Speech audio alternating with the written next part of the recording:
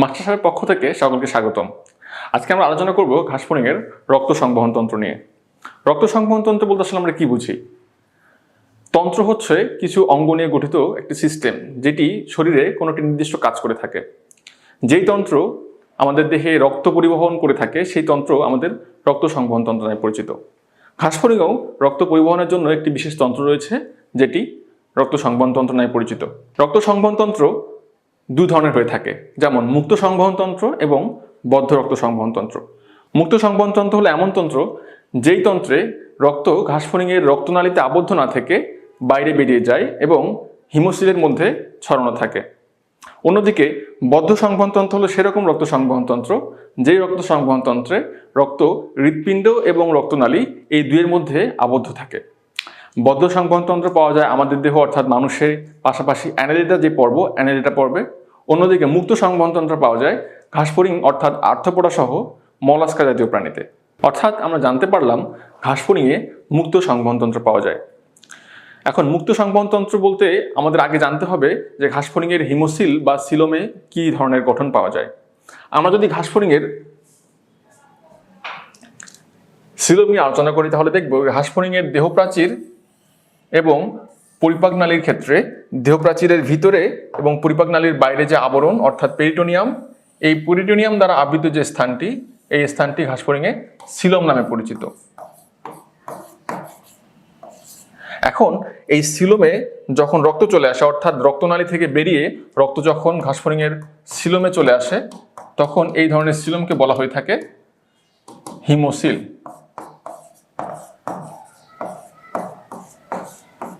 অর্থাৎ সিলোম রক্ত সম্পূর্ণ হওয়ার কারণে, অর্থাৎ আমরা জানি রক্তকে মেডিকেলের ভাষায় হিম বলা হয়ে থাকে, অর্থাৎ সিলোমের মধ্যে হিম বা রক্ত চলে আসার কারণে সিলোমকে বলা হয়ে থাকে হিমোসিল।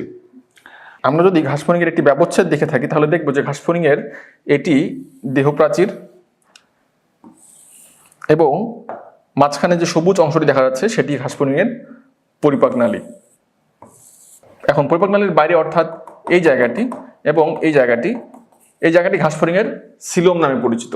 এখন সিলোমে যদি রক্ত থাকে তাহলে রক্ত সমৃদ্ধ সিলোমকে আমরা বলে থাকবো হিমোসিল। ঘাসফড়িংয়ের রক্ত সংবহন তন্ত্র মুক্ত হওয়ার কারণে ঘাসফড়িংয়ের রক্ত সিলোমের মধ্যে বেরিয়ে এসে সিলোমকে হিমোসিলে পরিণত করে থাকে। ঘাসফড়িংয়ের হিমোসিল দুইটি অনুদৈর্ঘ্য পর্দা দ্বারা তিনটি প্রকোষ্ঠে বিভক্ত। যদি আমরা দেখি তাহলে দেখবো যে ঘাসফড়িংয়ের শরীরের ভিতরে এখানে একটি পর্দা রয়েছে, এটি আরেকটি পর্দা, এই দুটি পর্দা দিয়ে টোটাল তিনটি প্রকোষ্ঠে বিভক্ত থাকে হিমোসিল। এখন এই তিনটি প্রকোষ্ঠকে বলা হয়, প্রথমটি পেরিকার্ডিয়াল প্রকোষ্ঠ বা পেরিকার্ডিয়াল সাইনাস,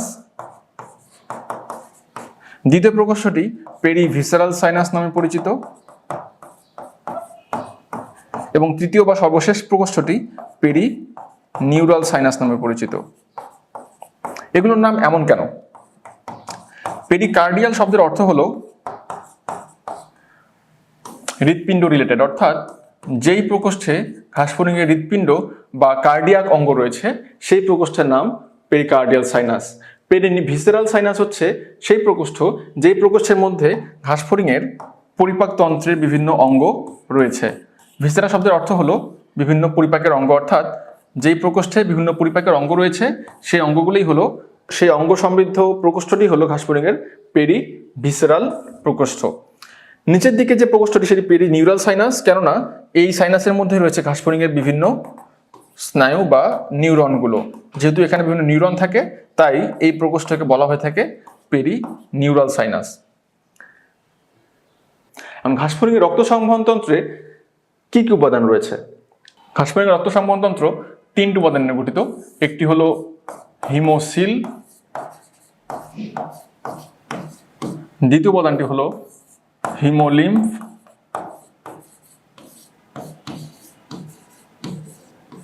এবং তৃতীয় উপাদানটি হলো পৃষ্ঠীয় বাহিকা, অর্থাৎ ঘাসফড়িংয়ের যে হৃৎপিণ্ড রয়েছে সেই হৃৎপিণ্ড। ঘাসফড়িংয়ের হৃৎপিণ্ডকে হৃৎপিণ্ড না বলে কেন পৃষ্ঠীয় বাহিকা বলা হচ্ছে? কারণ আমরা জানি হৃৎপিণ্ডের একটি নির্দিষ্ট বা নিজস্ব ক্যাপাসিটি রয়েছে নিজে সংকুচিত প্রসারিত হওয়ার, কিন্তু ঘাসফড়িংয়ের যে হৃৎপিণ্ড সেই হৃৎপিণ্ডের সেই ক্যাপাসিটি না থাকার কারণে তাকে হৃৎপিণ্ড না বলে বলা হচ্ছে পৃষ্ঠীয় বাহিকা। কেননা এটি ঘাসফড়িংয়ের পৃষ্ঠ দিকে অবস্থান করে বা পিঠের দিকে অবস্থান করে রক্ত পরিবহনের কাজটি করে থাকে। ঘাসফড়িংয়ের রক্ত সংবহনতন্ত্রের 3টি উপাদানের যে প্রথম উপাদান সেটি আমরা অলরেডি আলোচনা করে ফেলেছি, হিমোসিল। হিমোসিলে ঘাসফড়িংয়ের রক্ত থাকে। এখন ঘাসফড়িংয়ের যে রক্ত উপাদানটি, এই রক্ত উপাদানটি ঘাসফড়িংয়ের হিমোলিম্ফ নামে পরিচিত। আমরা জানি যে হিমো শব্দের অর্থ অর্থাৎ হিম শব্দের অর্থ হলো রক্ত, কিন্তু ঘাসফড়িংয়ের রক্তকে আমরা কেন হিমোলিম্ফ বলছি? ঘাসফড়িংয়ের যে হিমোসিল, এই হিমোসিলের মধ্যে রক্তের পাশাপাশি লসিকা নামক যে উপাদানটি অর্থাৎ লিম্ফ নামক যে উপাদানটি এটি মিশ্রিত থাকে। অর্থাৎ ঘাসফড়িংয়ের হিমোসিলে রক্তের পাশাপাশি অর্থাৎ হিমের পাশাপাশি লিম্ফ নামক যে উপাদান সেটিও মিশ্রিত থাকে। এখন হিম এবং লিম্ফ দুটি মিশ্রিত থাকার কারণে এই উপাদানটিকে অর্থাৎ রক্ত উপাদানটিকে ঘাসফড়িংয়ের ক্ষেত্রে বলা হয়ে থাকে হিমোলিম্ফ।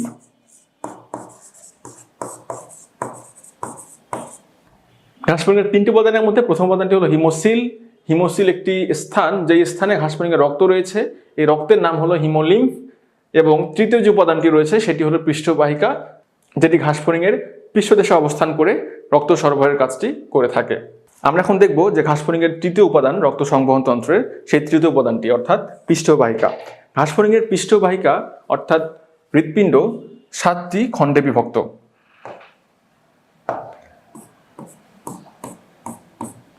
এবং প্রতিটি খণ্ডের প্রতি পাশে অর্থাৎ চারপাশে কিছু পেশি রয়েছে। এই পেশিগুলোকে বলা হয়ে থাকে ঘাসফড়িংয়ের অ্যালারি পেশি। এখন যেহেতু ঘাসফড়িংয়ের হৃৎপিণ্ডের খণ্ড 7টি, সেহেতু ঘাসফড়িংয়ের যে অ্যালারি পেশি, এই অ্যালারি পেশি টোটাল সংখ্যা হচ্ছে 7 জোড়া। এই ঘাসফড়িংয়ের হৃৎপিণ্ড যেহেতু নিজে থেকে সংকুচিত প্রসারিত হতে পারে না, এদেরকে আলাদাভাবে বাইরে থেকে স্টিমুলেশন দিয়ে সংকোচন প্রসারণ করতে হয়, সেই কাজটি করে থাকে অ্যালারি পেশি।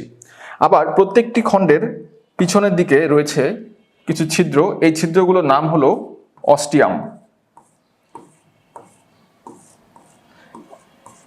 হৃৎপিণ্ডের প্রকোষ্ঠগুলো যখন প্রসারিত হয়, অস্টিয়াম দিয়ে তখন রক্ত হিমোসিল থেকে হৃৎপিণ্ডের প্রকোষ্ঠে প্রবেশ করে এবং এই প্রকোষ্ঠগুলোর মধ্যে একমুখী ভালভ বা কপাটিয়া থাকার কারণে রক্তের প্রবাহ একমুখী হয়, অর্থাৎ রক্ত ভিতরে ঢুকলে পরবর্তীতে আর বের হয়ে আসতে পারে না এবং সামনের দিকে অগ্রসর হতে থাকে।